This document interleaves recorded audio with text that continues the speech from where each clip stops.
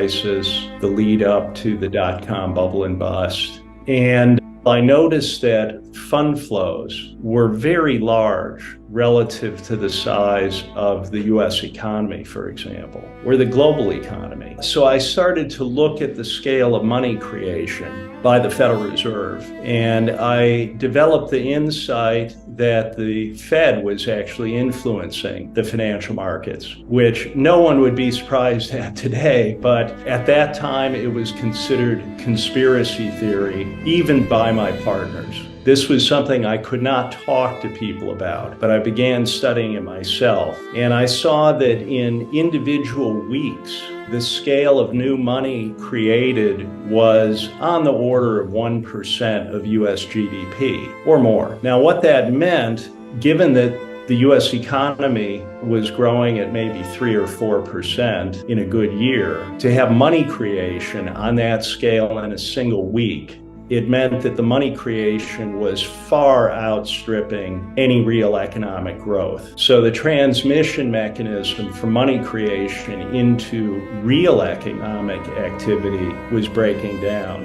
This is when I started becoming concerned and started following this closely. And it actually developed into a way for me to navigate the markets. So I applied it, and I managed to protect people who I was responsible to as my clients through the dot-com bubble and bust, and did very well through that period, armed with this understanding. But the bigger understanding was that the velocity of money was collapsing. And I knew at that time, this is over 20 years ago, that we were headed into something like the time that the world experienced through the period of the Great Wars and the Great Depression, because this kind of velocity of money was occurring at that time. So I went into this deeply and studied everything that was happening leading into the 20th century, saw that this provided the best analogous period for understanding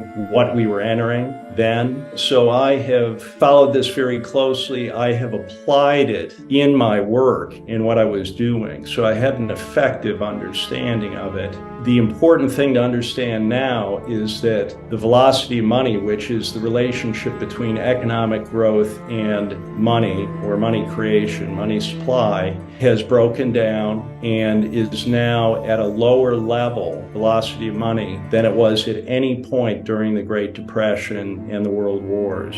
So I believe that this is actually the profound underlying reason for the many things that we are seeing geopolitically.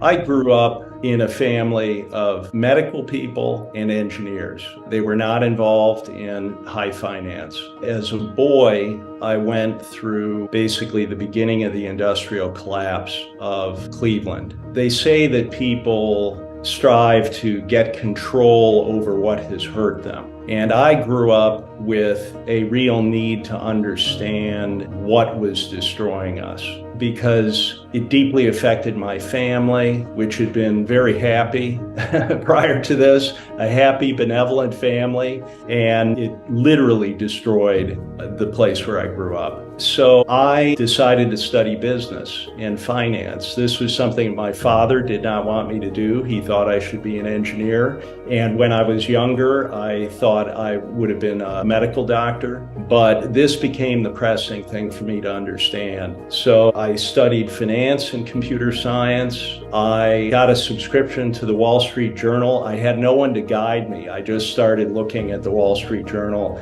and I noticed these tombstones which announced the big mergers and acquisitions deals or financing, that all these firms were in New York. So I decided at a young age I needed to go to New York, and I got a job with a computer services firm. I could program. I had studied systems analysis and finance. So in this first year as a young guy, I went into perhaps literally every financial firm in New York City with the sales teams. So that helps a person, I think, to begin to understand things on an intuitive level just by seeing things. It's not so intimidating once you've been into these places. Things are intimidating if you've never encountered them. So that all happened in my first year. And then one of my clients, which was Mergers and Acquisitions Group, their two analysts were leaving. One was going to Harvard Business School, the other was going to the London office,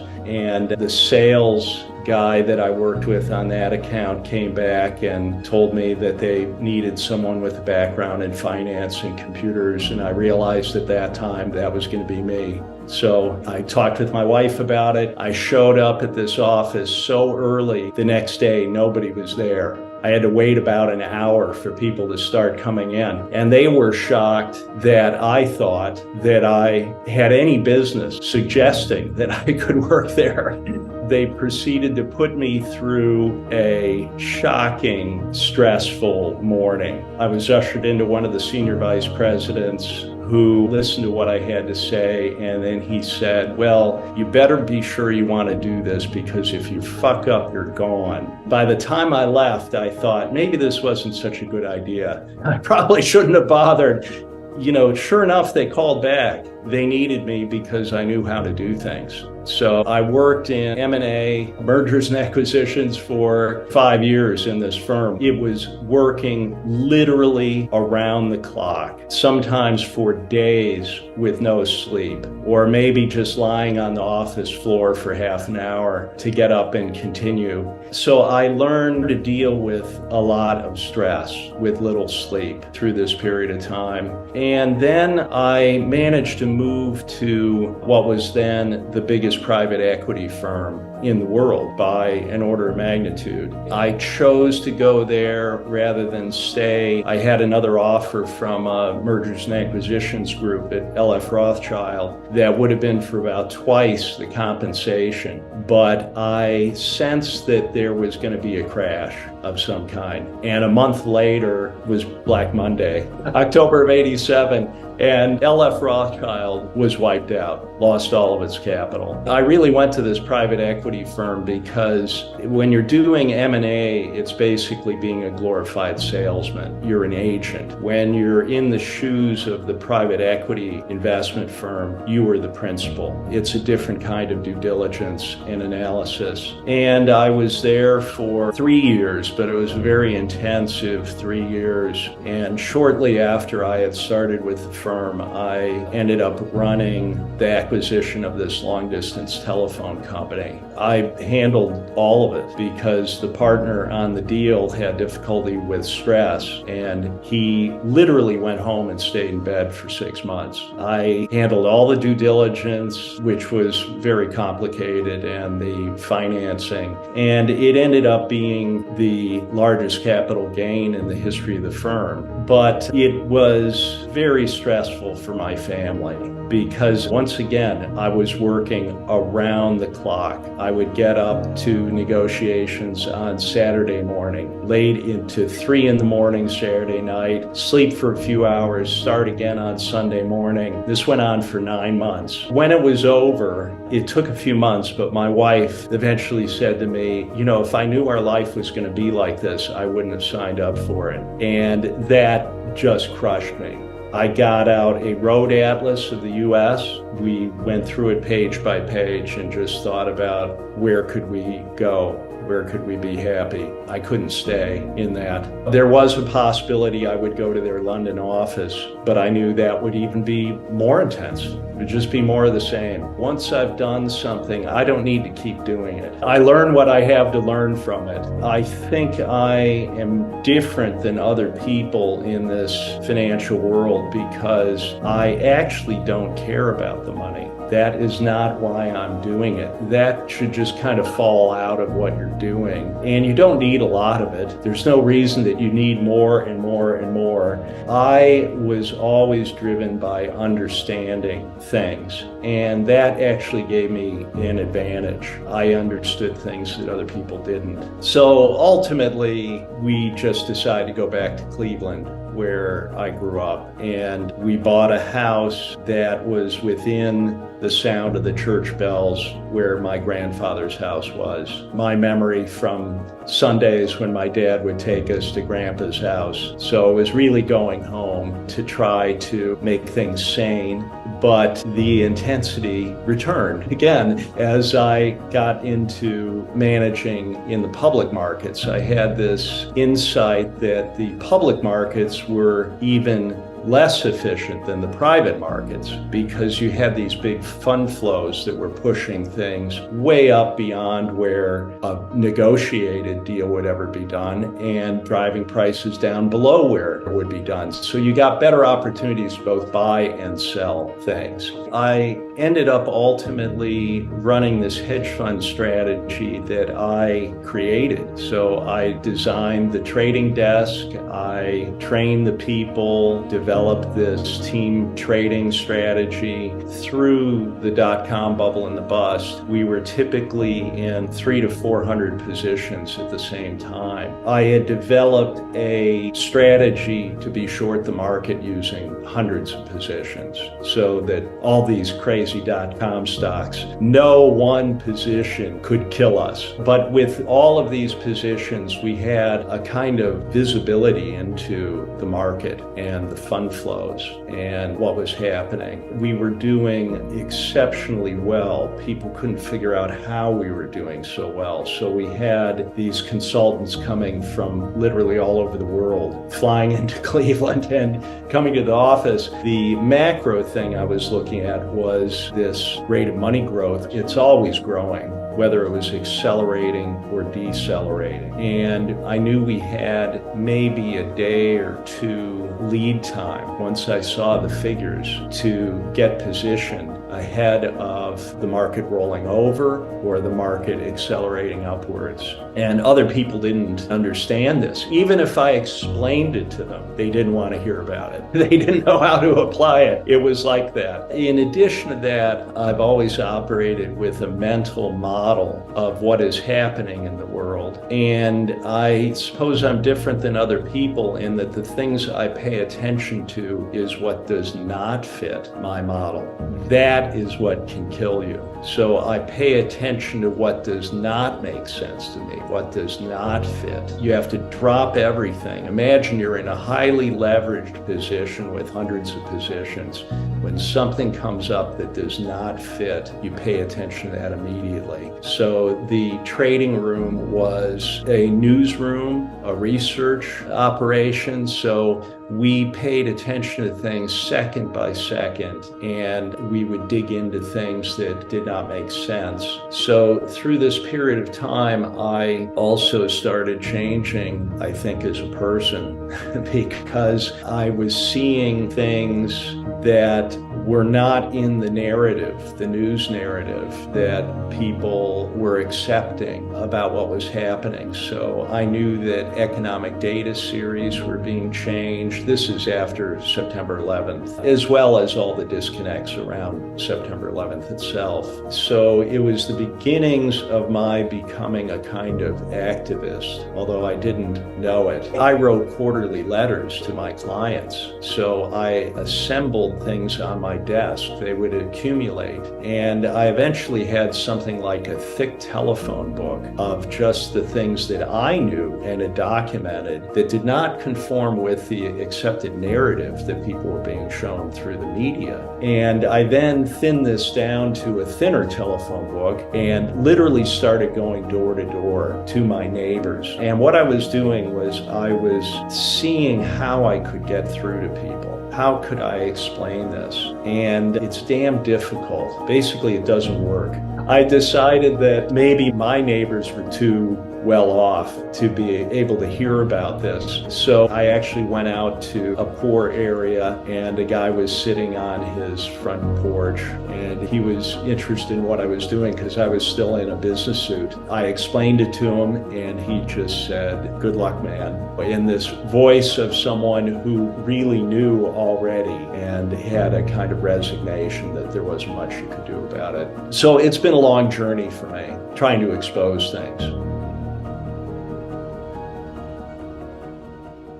I was expecting that there were going to be large-scale insolvencies after the housing bubble. I was aware of what happened during the housing bubble and how that was engineered. In 2003, I met with George Soros. I showed him a chart of the growth in asset-backed securities.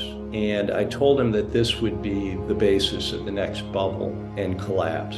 And he said to me, "You're crazy." So he either did not know that or he did not want to acknowledge it at that time in 2003. So what was happening was tremendous growth in the derivatives complex. So I started becoming concerned about derivatives in the very early 2000s, in the aftermath of the dot-com bubble. At that time, the derivatives complex was about twice global GDP. By 2007, it was 10 times global GDP. That growth in maybe 5 or 6 years. So the financialization was outstripping any real thing on earth already at that point. And this growth in asset-backed securities, what was happening was that the process of doing any credit underwriting, the moorings had been slipped, and this was done by design. Prior to this, banks would do credit underwriting, meaning they would want to get repaid for the money they had loaned, so they would do some analysis of whether the borrower could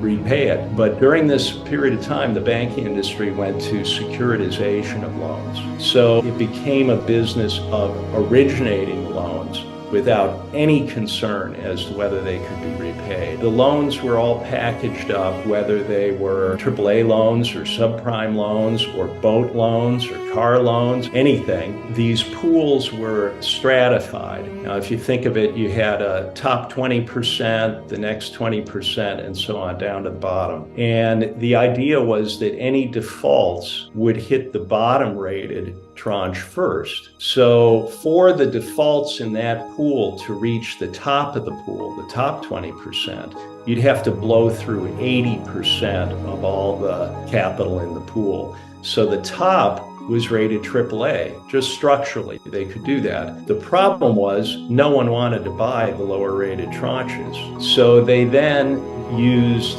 an aspect of the derivatives market, the credit default obligation, CDO, to buy the default protection for the lower rated tranches.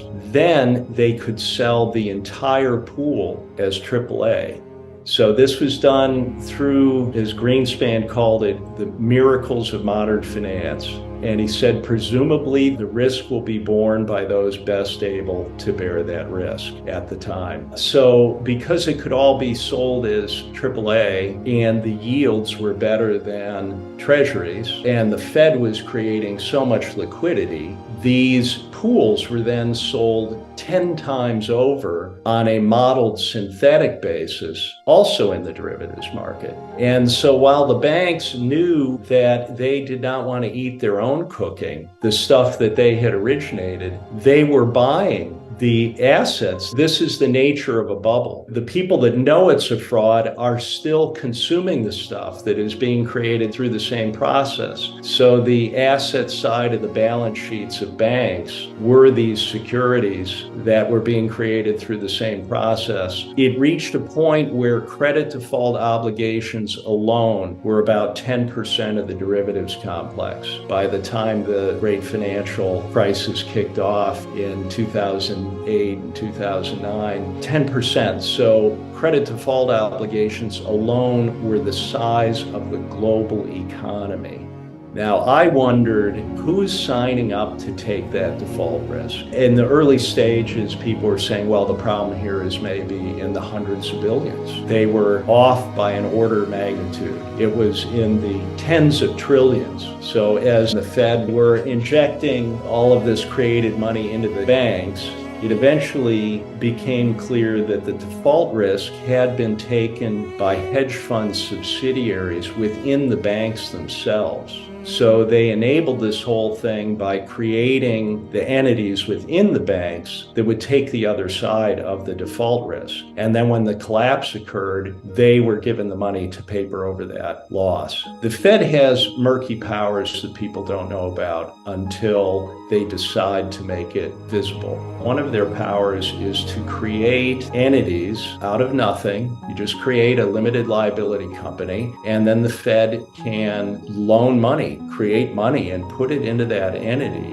It's completely off balance sheet. It doesn't have to be disclosed anywhere. But in this case, they did. They created something called Maiden Lane, which is a street I sometimes walk down in the Southern District of Manhattan and the financial district. So Maiden Lane was extended this created money to buy these problematic positions out of the banks, take them off the hands of the banks. And there was so much of this problematic stuff that they then created a Maiden Lane 2 and a Maiden Lane 3. And who knows what else was created that we were not told about.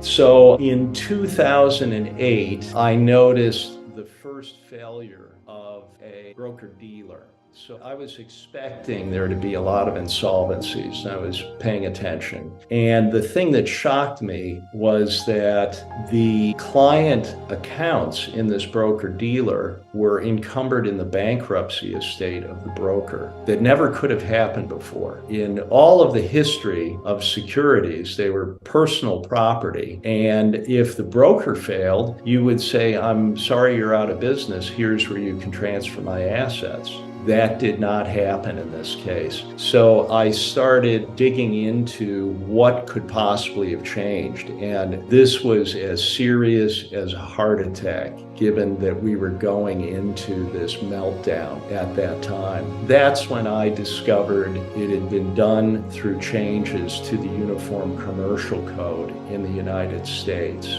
This had been done in all 50 states. So it was something that could be done very quietly over a long period of time and did not have to be done at the federal level. Didn't draw attention. What they did was to create a new legal construct of a security entitlement. Now, prior to this, as I said, securities for 400 years were personal property. This concept of a security entitlement severed that. That's its purpose. So what people then have in institutions and pension funds, even sophisticated investors, all they have is an entitlement. It's a claim, it's a contractual claim, which is very weak in the event of insolvency. So it's an appearance of ownership. It's sometimes referred to as beneficial ownership, which sounds nice, but what it means is that you receive dividends, you receive a proxy, you are the owner of title. You can, of course, you can buy it and sell it, but you can see in documents that I've found that the legal owner is actually the entity that controls the security with a security interest. They are the legal owners of the property. So now you have a contractual claim. Next, all of the securities are held in pooled form. So you have no specific identification. It used to be that with paper certificates, they were numbered. You had a specific numbered bond or stock share certificate. So now they're fungible bulk, book entry form, pooled. Further, we know, and it is absolutely irrefutable from the Fed's own response to a questionnaire from the EU, that even segregated accounts, even people or institutions that have been told that their securities are segregated, are in the same pool and entitled to only a pro rata share in the event of an insolvency of the custodian. So again, segregation is just an appearance. People are told that. It's an absolute subterfuge. And the shocking thing is that even sophisticated institutional investors do not understand this, or they don't want to know it. Further, even if outright fraud is committed by the custodian, that does not obviate the ability of the secured creditors to take the securities from these pools ahead of the people who thought they owned them. Then there was, in 2005, a change to the bankruptcy law in the United States, creating something called safe harbor. Again, that sounds nice, but what safe harbor means is safe harbor for the secured creditors to take the client assets and to make that absolutely certain that even in the event of fraud, they will take the client assets. So prior to this change in bankruptcy law, there was something called fraudulent transfer, fraudulent conveyance. And the trustee, the bankruptcy trustee, had a duty to claw back any assets that had been fraudulently transferred. So this change was made in 2005. And then with the failure of Lehman Brothers,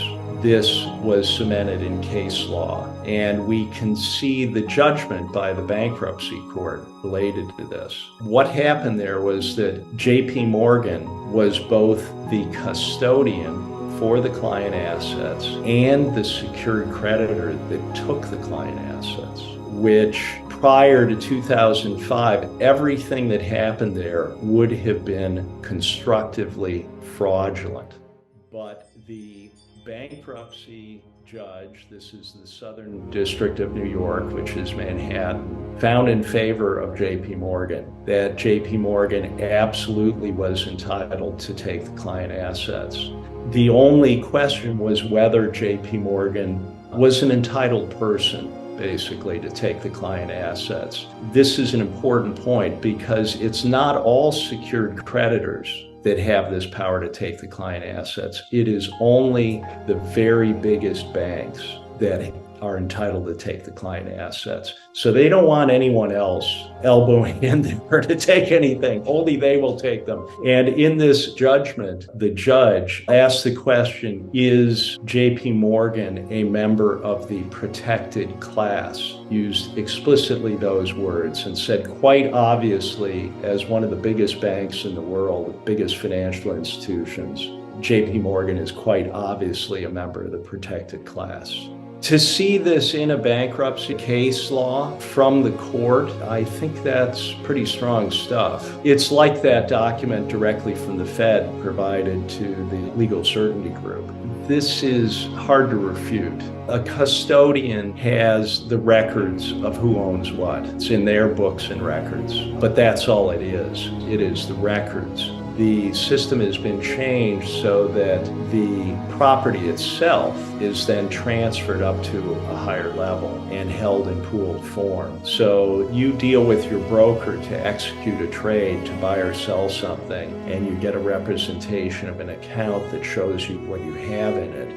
But the assets are not held even at what you think is your custodian. It's transferred to a higher level. In the US, that is the Depository Trust Corp, which holds all securities in the United States in pooled form. So the brokers themselves are low down in the food chain. In Europe, there are central security depositories at the national level that give an appearance of a registry of ownership at the national level. But by law, under something called the Central Security Depository Regulation, CSDR, which was imposed in 2014, by law, these securities are transferred by a mandatory link to an international central securities depository. So they want cross-border mobility of the collateral to occur. So in Sweden, for example, you have a local registry, but then the securities go up to Euroclear Belgium. So they are subject to Belgian law, not Swedish law at that level. And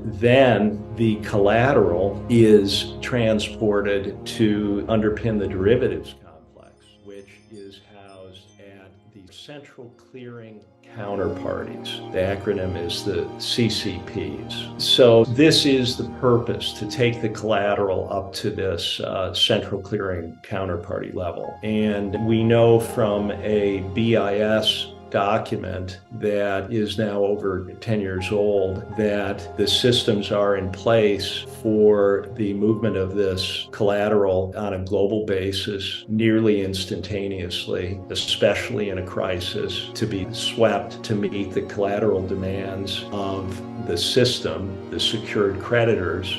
Also associated with this, we have to understand derivatives used to be bilateral. You knew when you entered into a contract who your counterparty was, and you looked to the credit quality of that counterparty. They were on the other side. In the name of reducing risk, they actually increased risk. They created a monolithic risk because they forced central clearing so that the CCP is the counterparty on all derivatives contracts. The central clearing parties are the counterparties. Now, what does that mean if the central clearing party itself fails? That means there is no counterparty there to honor the derivative contracts for all manner of things, but especially people that think that they have hedged their downside risk in the collapse. There's no counterparty. And the central clearing parties have been deliberately undercapitalized. So in Europe and the US, there are discussions by the participants themselves about the possibility of the central clearing parties failing. In the last few years, there have been discussions of this. And if you look at DTC itself, which houses all the securities in the US securities complex and is the central clearing party for most derivatives, they have discussion of how they will start over again when the central clearing party collapses, and explicitly that they will not put more capital behind it, but they have pre-funded the startup of a new central clearing party when one of the existing ones fails. So it's essentially planned, and the entire capital base of depository trusts, so essentially the entire US securities complex, is housed there in all derivatives. The entire capital is $3.5 billion. Individual banks have derivative positions the size of the global GDP. So something will happen to trigger this collapse, implosion. I would say the cake is already baked at this time. It's been made to happen because to take interest rates after having kept them at zero for 15 years, which was insane to begin with and did not have to happen, was made to happen. And then in essentially a year to take that back to over 5%. And if you're noticing, they're not stopping. The rates are continuing up. I'll go through what that means for the global financial system. When interest rates were at 5%, if a bond paid $5, to simplify this, let's say it's a perpetuity, which means you don't have to take into account a maturity date. So if it pays $5, it's worth $100. You would pay $100 for that because interest rates are 5%. Now, if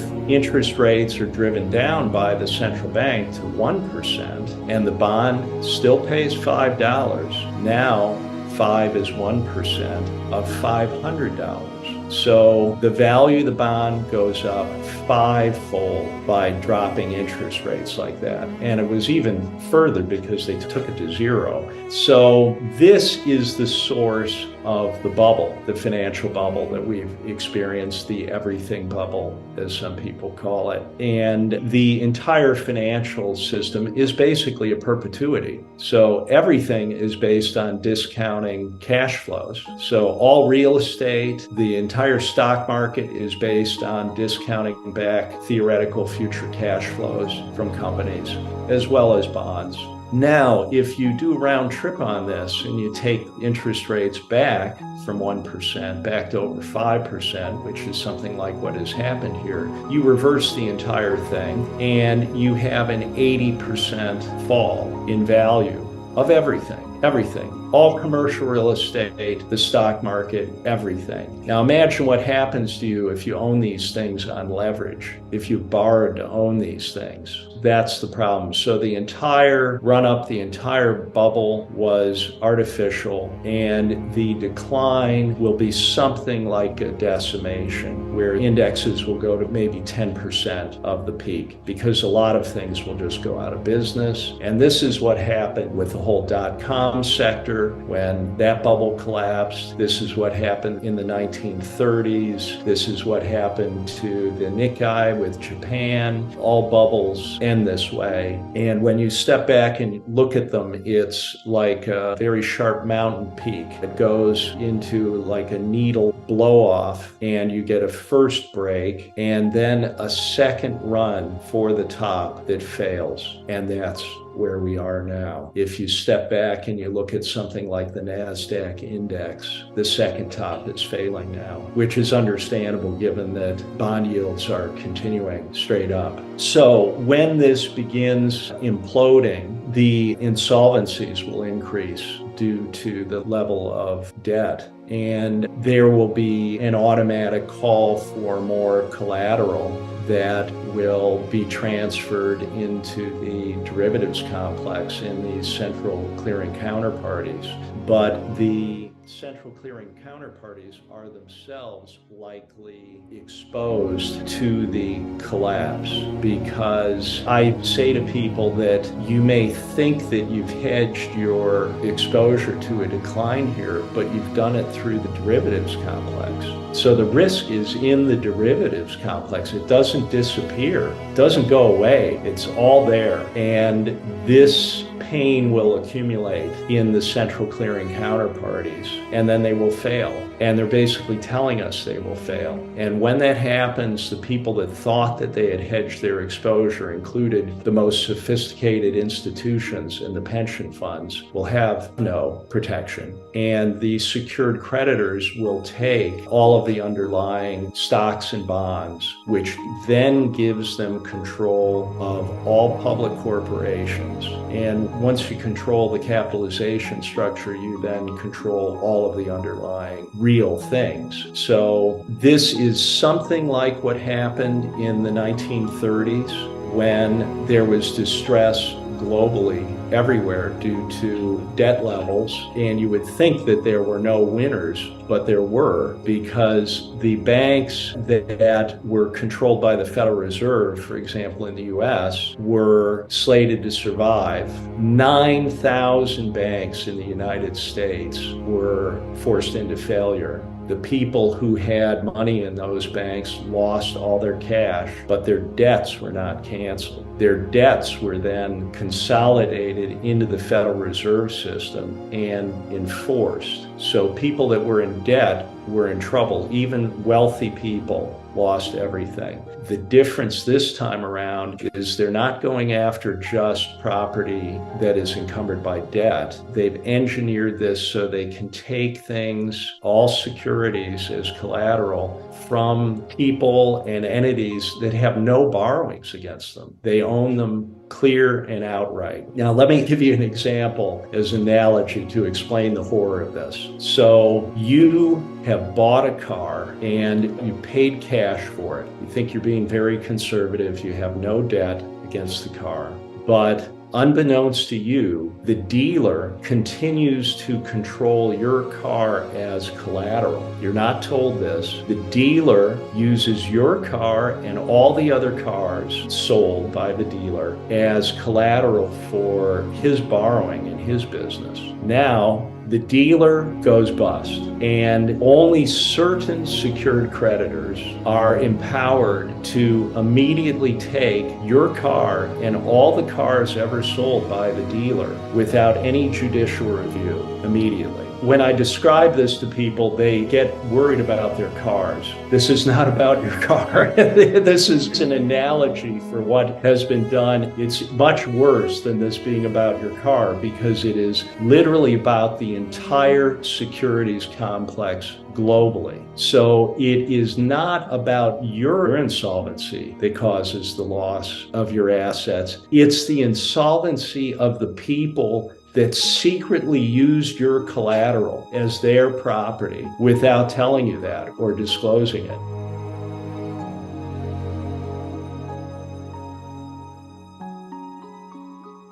How could this happen legally? It's a good question, and perhaps there is some hope for humanity in avoiding this, in challenging this whole construct, because it is a construct. None of this is real. There are real things in the world. This is not a real thing. But they will try to convince us that, well, I'm sorry, you've lost everything. It's an elaborate story. So yes, they have changed law. Can that be challenged? That's what has to happen. So this was the process. They changed it in the Uniform Commercial Code. This was beginning in 1994. The efforts to affect this actually go back further than that, into the 1960s, when they began the process of dematerialization of securities to hold them all electronically, which some people were suspicious about then, and they were right to be suspicious. It is clear that that beginning process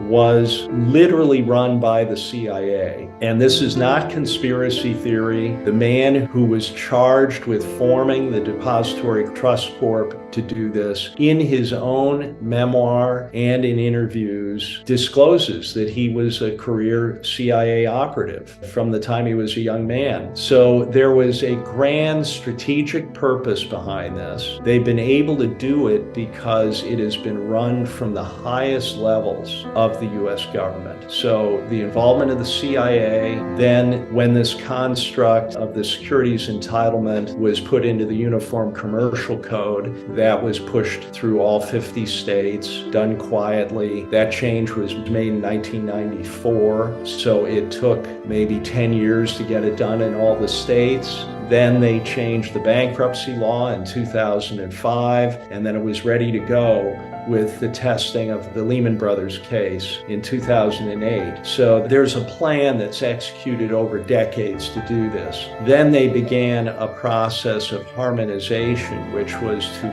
force this model in law globally. And they did this through the EU. The first discussion in documents in the EU is in 2002. So that's when the process was beginning then, in the aftermath of the dot-com bust. And the EU created something they called the Legal Certainty Group. And again, that sounds like a good thing, but what they mean is legal certainty that the secured creditors will take the client assets. And they worked at this for years, figuring out how to subvert local law. When you think about it, rights to property is kind of a sacred thing. It's something that all people should care about. And oddly enough, even the people participating in making this happen should care about this in a big way. So therein lies the hope of addressing this. We can come back to that. But the Legal Certainty Group identified the problematic local law, and then it took maybe another 10 years to come up with this CSDR regulation, Central Securities Depository Regulation, in 2014, that mandated the transport of the collateral from the local or the national level Central Securities Depository, where people think they own their things outright. Their record of ownership is there, and the securities are transferred up to this international Central Securities Depository level and then on to the central clearing counterparties. So it has been done in law. It's been done legally. It must be attacked legally. It must be dismantled legally.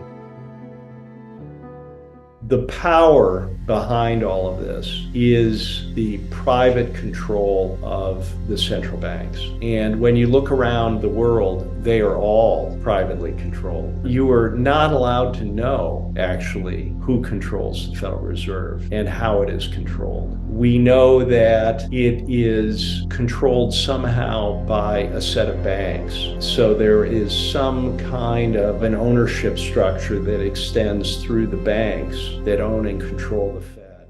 But something like this is done in all central banks around the world. If you notice, any country that has attempted to have a national bank is literally attacked and destroyed. They're not allowed to exist. So it is linked with the war machine, this private control of money. The intelligence agencies, the militaries globally would not be able to function as they are if they weren't linked with this money creation power. We now know that when we were kids, perhaps, we thought that the money you borrow from the bank is someone else's savings that they're giving you. It's a zero-sum game. I think we now know with the scale of the money created during the COVID period that that is not the case. The scale outstrips any real world activity, and it's just created out of thin air. So this is the power that controls everything. They control all political parties,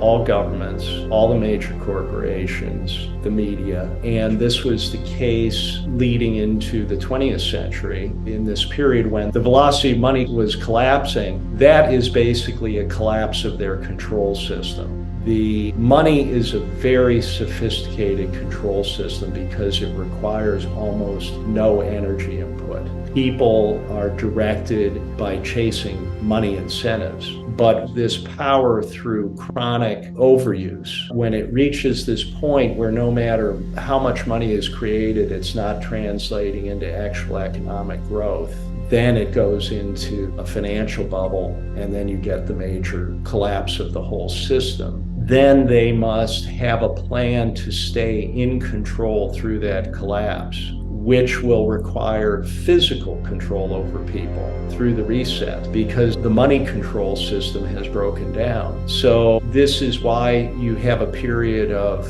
terrible instability. So as we were entering the 20th century, velocity money was collapsing, then the Qing dynasty collapsed. It's a global phenomena that ended dynastic rule in China. Then in the period 1914 to 1918, the Turk-Ottoman Empire collapsed, the Austro-Hungarian Empire, the Russian Empire, Germany was destroyed, and the British Empire had passed its zenith and was really collapsing at that point. So it's a global collapse. And the people that controlled the banking power through that managed to stay in control. And they did it by subjugating populations. It's not about taking their money. It's not about taking their stuff, which they don't need. It's about suppression and subjugation. And that's the lesson when you look at this period in the 1930s. And that is what they have planned for this kind of a cycle again. And they've set up for it. So this plan to take all collateral globally and to collapse the system in a kind of controlled demolition where they end up controlling everything, this design was set in motion over 50 years ago.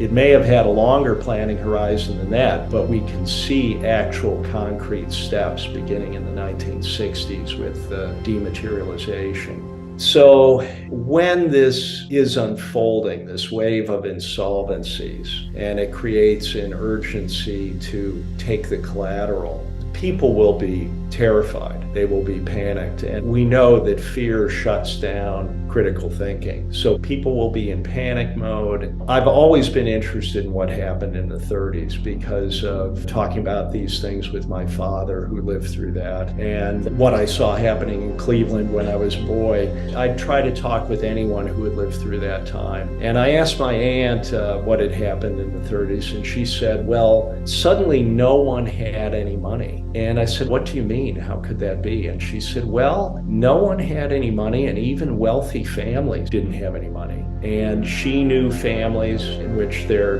daughters had been going to private schools and they couldn't afford to go back to school. When you really look at what happened there, if you close all the banks, which is what FDR did, he suddenly literally closed all the banks, and then only certain banks were allowed to reopen, which were the ones controlled by the Fed. Well, then suddenly no one had any money. It's not hard to imagine when it's all just shut down suddenly. And then you have the problem that there was a drop in price level, drop in activity, and they kept the economic activity very suppressed 4 years. And I know that from family history through the 30s. My grandfather's engineering business, I know from a family letter by 1936, which was 3 years after the banks had reopened, there was still no business. 3 years later, they managed to get through this, both sides of my family, because they had no debt. People were more conservative then, but it was very difficult.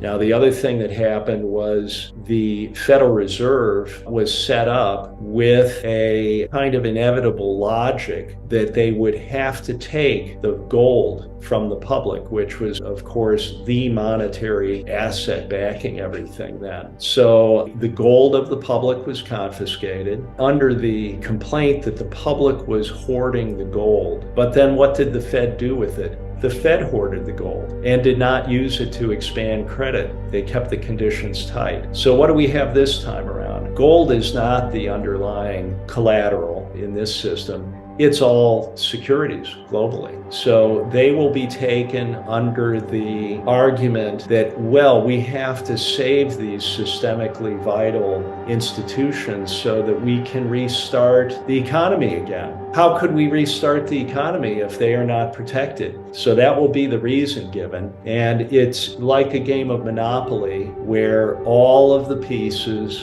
all of the money on the board are pulled back to the bank, and then they say, let's start a new game. And we'll start over from the basis that we have everything and you don't. So would you like to borrow something? And this is what the CBDC, the central bank digital currency, will be. It will be very difficult for people to refuse to use it because they literally won't be able to eat.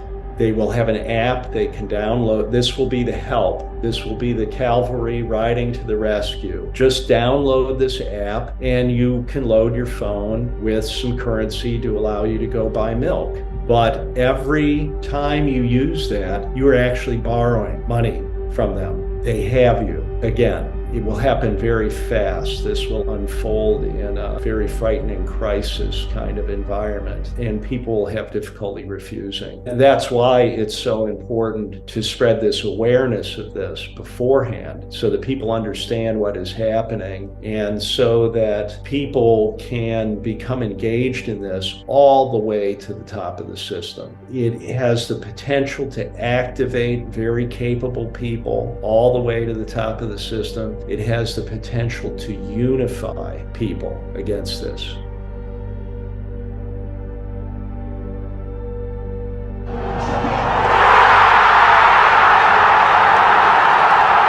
What I tried to do with this book was to stick with things I absolutely know and to make it a kind of whole in terms of allowing one to see irrefutably the whole thing with the aim of pulling it out on the table so that everyone can have a good look at it, including the participants, including the people that are making it happen. I have the premise that this is largely being done unconsciously, that the end result of this has not really been fully understood by the participants, and that perhaps even the people at the very top of this do not understand what is about to happen, and that they will be destroyed by their own hand if they do this. So it's the result of a kind of inevitable logic that they have to control everything, that has now been taken to the ultimate degree where one can see, while it's an intelligent design, it is literally insane to actually do this because no one wants this. And that the people that have inherited this ownership layer at the very top, they did not design this. They did not put it in motion. They have allowed the juggernaut to continue. There has been no pruning in the garden. There's been no oversight. It's literally never been looked at, never been checked. It is basically run out of control unconsciously. So we have to make it conscious all the way to the top of the system. Now, another way I think about this is they study us. We have to try to imagine who we're dealing with here. So I'm getting into conjecture about this. I have known people pretty high in the system. I have this idea that people are intimidating if you have not met them. But once you've met them, you see that they are just people. And I think we have to understand these are just people. They are not lizards eating babies like potato chips. That is not helpful to think of it that way. So they are actually not particularly capable people. So there is a head of the snake, but it can't do anything alone. It is reliant on the muscle beneath the head of the snake to do everything for it. And that part of the purpose of this is to push this awareness up to that muscle. Now, what would that look like? It might look like people that control corporations that are doing all the work to implement this, that would realize when they see this that they didn't know anything about this, which means they do not actually have a place at the table. How might that affect their thinking? Could they have some interesting conversations with someone when they're asked to do something? Could they perhaps decide to withdraw participation? That kind of thing we need to happen. So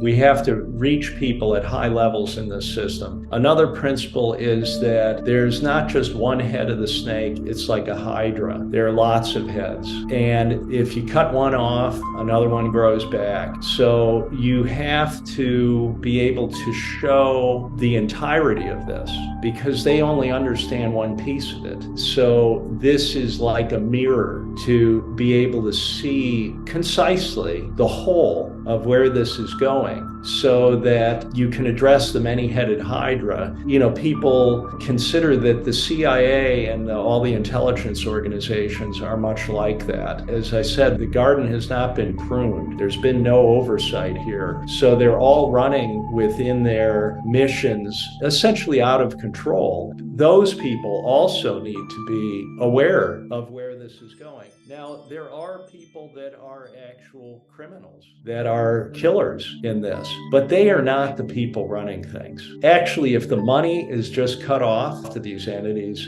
it stops.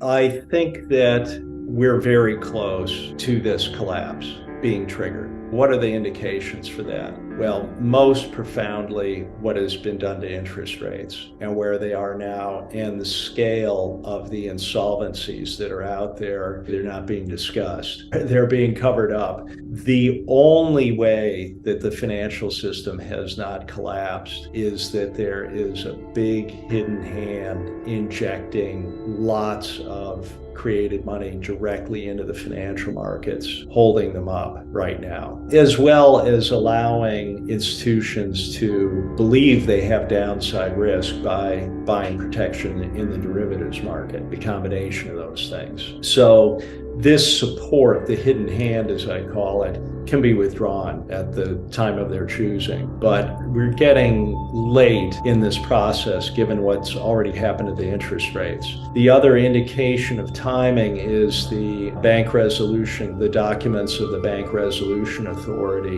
in Europe. Their planning cycle documents were mandating all of the globally systemically important banks to be ready for solvent wind down at the end of last year, 2022. Now, what they mean by solvent wind down is not wind down of the entire bank on a solvent basis. It will be parts of the bank that will remain solvent. But they've literally mandated that they have to be ready, the biggest banks, to go flat on all of their derivatives positions in a controlled way suddenly. So they've prepared for that. That is operational as of the end of last year. Now, in this year's planning cycle document, they are saying that they are on track to have completed all their work by the end of this year, 2023. So these are indications. To give you another idea of the seriousness of this, they've been running these trilateral exercises with Britain and the EU and the US for 6 of the 7 past years. I think they may have missed a year during COVID. But in these exercises, from the U.S. side, the participants are the U.S. Treasury Secretary, the chairman of the Federal Reserve, the chairman of the FDIC, the heads of all these entities in this exercise, which I've never seen before with anything. So they're very, very serious about this. And these exercises are about assuring the cross-border transfer of the collateral when the banks are put into wind down.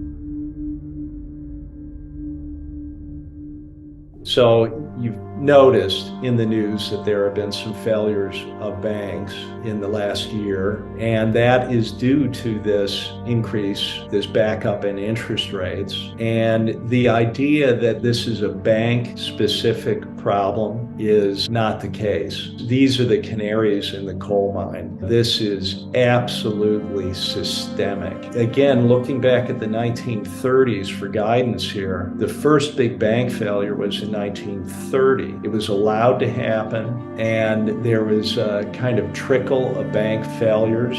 So the bank holiday, when they closed everything, wasn't until 1933. So it was an unfolding banking crisis for 3 years. So it's not unusual that you would have an opening stage here of a number of banks that have failed, but it doesn't all let loose immediately. It unfolds over months and perhaps a couple of years before you hit the point where everything's in free fall.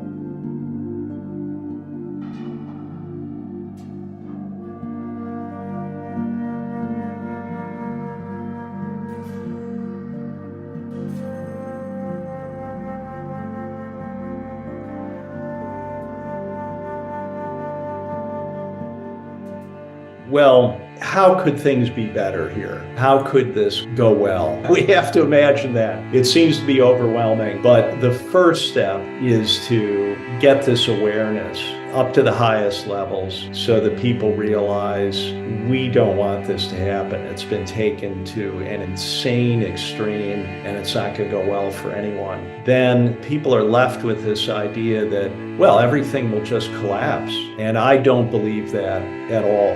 There is a real world with real economic activity that goes on despite this system that extracts resources from people and places enormous stress on them, that funds psychological operations that are, of course, public-facing. They're used against the population so that the resources of the public are extracted, tremendous burdens are placed on people, stresses. It's a system that subjugates people. And if that simply stops, everything gets better immediately.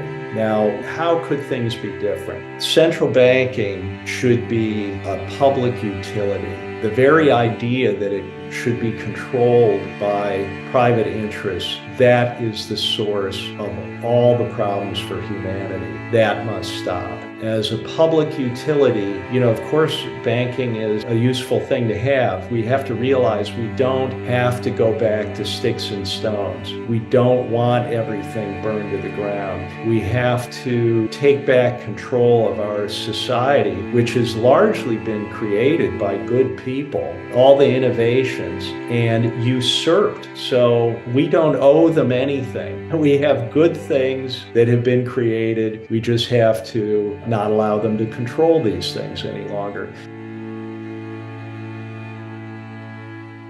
So public banking would be like a utility. Any profits would be returned to the public or used to support government. We have to have government. We have to have some way to operate society and have roads and do things that work for society. So anarchy and chaos, we can't have that. So this has to be done peacefully. It has to be done legally. Another concept, and these are not my ideas, I'm borrowing these things in terms of public banking, but also something like the tax system, which is really a way of harassing and again, subjugating people. We know with the scale of money creation, things are not being funded from our tax dollars. But if we had a stable system, some kind of share of economic resources are needed to operate the government. A very simple way to do that is to place a simple fee on every electronic money transfer. Wouldn't be needed for paper currency, just every electronic money transfer. We know today that the major corporations don't pay any taxes. They aren't supporting anything. So money flows, it could be a fraction of a percent. And especially if you end all of the wars, if you wind down the military bases, if you stop all the covert actions which are criminal, the scale of government can be right-sized to what is actually beneficial to humanity. As I say, we're being governed by constructs. They aren't even real. And if they don't serve humanity, they must be stopped. And if we're going to have artificial constructs, they must serve humanity. So imagine how people would feel if they were told, you don't have to file taxes anymore. That's all going to be handled. Just pay 0.1% on whatever electronic transfer you're doing. But the people that run this system don't want those kinds of solutions because they would eliminate their control. So my purpose with this book is to create something that will show the entirety of what this is and where it's going, to do it with an economy of information and just hard, irrefutable information, and to put this in something that can travel. And that is happening. And I know already that it has reached billionaires, it's reached people all over the world, it's reached people that manage a lot of money, have responsibility for that, people in Buenos Aires and Vancouver and New Zealand and Monaco, London. So it is happening. That's what we have to have happen. And we need people at the top of the system that are not 6 degrees separation from the head of the snake, but are more like 1 or 2 degrees from the head of the snake, to become aware of this and start to say something about it and start to do something about it, because they realize that they are not going to be protected. As I say toward the end of the book, wealthy people think they're special. You are special. They're saving you for dessert. And you let that sink in. So everybody has to get busy with this, including people who believe that they are powerful and they can make a difference. And it needs to be done legally, it needs to be opposed through legal means. I mean, imagine what would happen if judges in important positions become aware of this, prosecutors. This has never really been examined in terms of how it can be dismantled. And there will be ways to do this because it is just a construct. So in terms of advice to people, and again, I can't give you financial advice. I don't know your personal situation. I would start by saying that your happiness is important and the happiness of your family. And you should not let financial considerations cause you to do something that will drive your family into despair. You have to be able to get through these years. But if there are things you can do that might actually give you a relief of stress, you should consider doing those things. And one of those might be to eliminate all debt. So you have to get over this notion that you should use borrowed money to control more stuff. They want you to do that because when the price level falls, you won't be able to service that debt. So you take advantage of this time remaining to sell things to pay off your debts. It doesn't make sense to have money in the financial markets when you also have debt.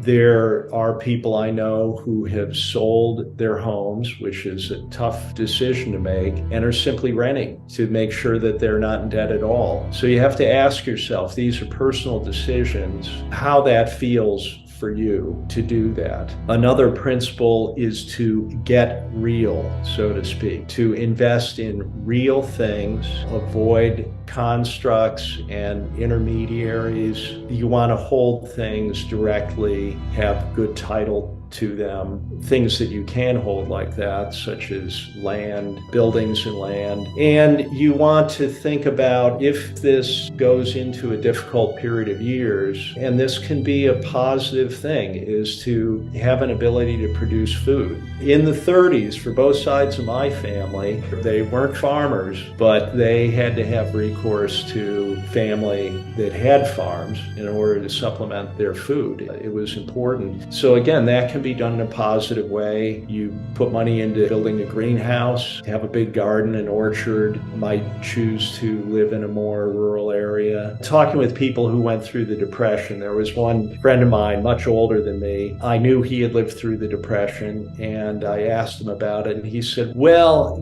both my parents were killed in an automobile accident. So I was on my grandfather's farm, and I was not aware that there was a depression. So he was on this farm with his cousins.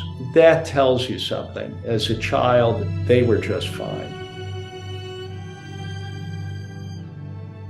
The book I've written is called The Great Taking, and you can find it on a landing page at thegreattaking.com. There is a free PDF you can download. I've done it this way because it will make it close to zero friction, so it can spread globally, and that is really happening. Some people would say, well, surely you must be paid something for this, and I know that if I had been paid anything, I would just use it to spread the book. So why do that? Make it zero friction. This is the most important thing I can do right now. There are hard copy books you can get through Lulu, and those cost something because it costs something to produce them, and they can be delivered globally. There is some small profit in that, but I am directing that to another person who is a scientist and has done very important work.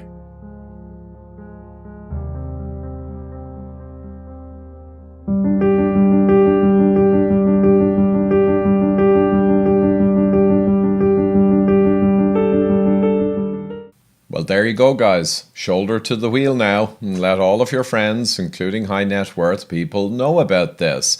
And as discussed with David in our prior interviews, one of the safest things to hedge somewhat against these developments is the ownership of physical gold, not ETFs, not paper gold, but actual physical gold in your own possession or in a very safe vault where you have full legal ownership, perhaps, though possession is better. And there is a link down below for anyone who wants to look into this further with one of the experts at Pure Gold in London. And they've got assets all over the world, and their advisors will talk in general terms, not just about physical gold, but general financial scenarios and hedging and diversification. So a free resource to talk to one of those guys, and the link down below does give a special offer of a year's free storage while you work out what exactly you want to do, and that is very useful. So only if you wish, but the link is down below. Thank you.